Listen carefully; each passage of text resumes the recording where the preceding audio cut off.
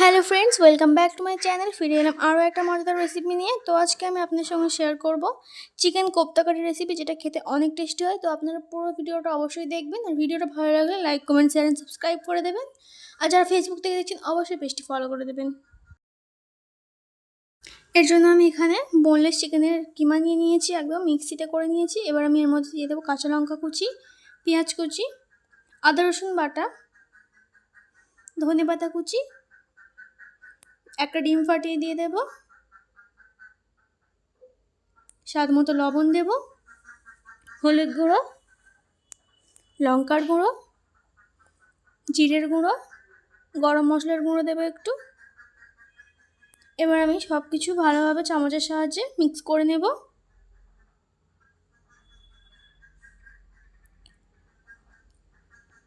ভালোভাবে এরকমভাবে মিক্স করে নিয়েছি। এখন আমি এর মধ্যে দিয়ে দেব রিফাইন তেল, 2 চামচের মতো দিয়েছি।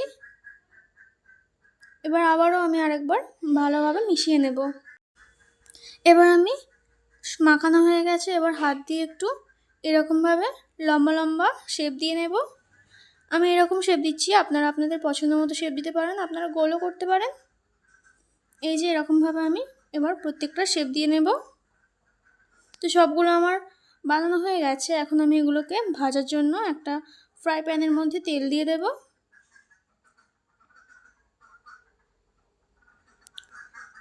তেলটা আমি হালকা গরম করে নিয়েছি। এবার আমি এর মধ্যে একে একে কোপ্তাগুলো দিয়ে দেব।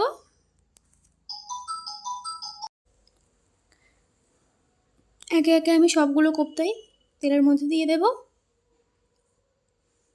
এবারে মিডিয়াম ফ্লেমে একদম এগুলোকে ভেজে নিতে হবে উল্টে পাল্টে। এক পিঠ আমার হালকা ভাজা হয়ে গেছে, এবার আমি অন্য পিঠটা উল্টে দেব।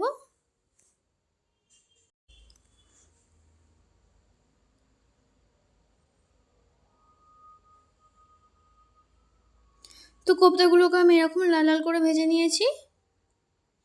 এবার আমি এগুলোকে তুলে নিয়ে ওই একই তেলের মধ্যে দিয়ে দেবো পেঁয়াজ কুচি, শুকনো লঙ্কা, কাজু বাদাম আর আদা রসুন গোটা।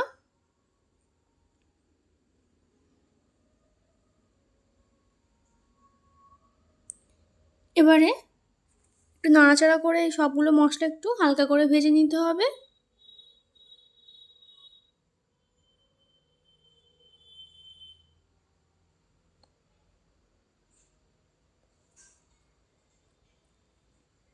তো কিছুক্ষণ হালকা করে ভেজে নিয়েছি। এখন আমি এর মধ্যে দিয়ে দেব টমেটো কুচি।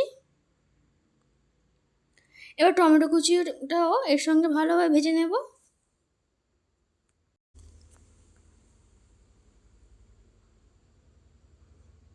কিছুক্ষণ ভাজার পর আমি এর মধ্যে অল্প একটু জল অ্যাড করব, করে ভালোভাবে মশলাটাকে ভাজা ভাজা করে নিতে হবে।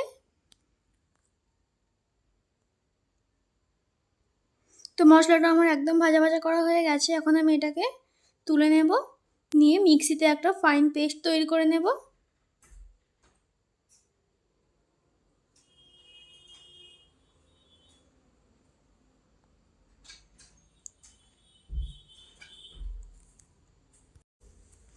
এবার আমি একই কড়াইতে আরও একটু তেল দিয়ে দেব। তেলটা গরম হয়ে গেছে, এখন আমি মশলার পেস্টটা দিয়ে দেব। দেওয়ার পরে ভালোভাবে নাড়াচাড়া করে কষিয়ে নিতে হবে মশলাটা।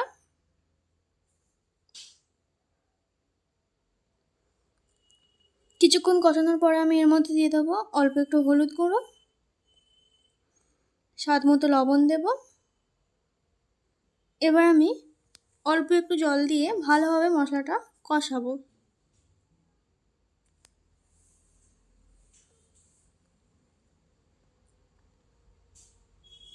মশলাটা কিছুক্ষণ কষানোর পর আমি এর মধ্যে দিয়ে দিচ্ছি কাশ্মীরি রেড চিলি পাউডার, যাতে রান্নার রঙটা খুব ভালো আসে।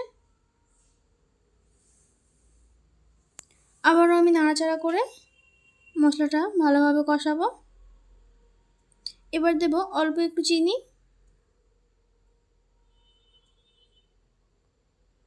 আর দেব অল্প একটু গরম মশলার গুঁড়ো।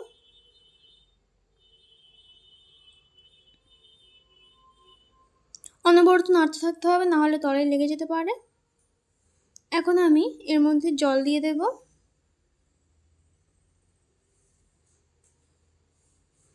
তো জলটা ফুটে গেছে, এখন আমি এর মধ্যে দিয়ে দেব ভেজে রাখা কোপ্তাগুলো।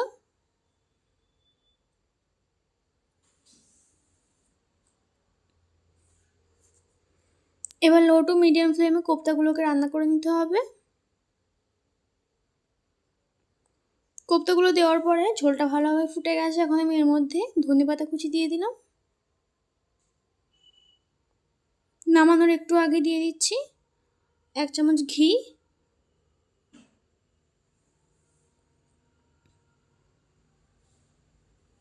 তো এই যে আমার কোপ্তা কারিটা হয়ে গেছে, এখন আমি এটাকে নামিয়ে নেব।